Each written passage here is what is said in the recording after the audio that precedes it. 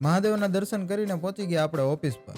આ બે વચ્ચે મોટું ડિસ્કશન હાલતું લાગે છે કે એટલામાં હિરેન આવ્યો ઓફિસ ઉપર અને ઈ કે હાલો આપણે ગણપતિની મૂર્તિ બુક કરાવવા જવાની છે. લાવો પૈસા એટલે આપણે નીકળવી ગણપતિની મૂર્તિ બુક કરાવવા. આ તો હર્ષભાઈ કે ઈ કે પૈસા હું હોય કે આપણી પાસે સિંગાપુરી ડોલર પડ્યા છે, લ્યો લ્યો ઈ કે વાપરો, પછી તો થોડું ઢીલું પડે. એટલે નીકળી ગયા અમે બધા મૂર્તિ જોવા માટે. આ કયું બિલ્ડિંગ છે કોને ખબર છે.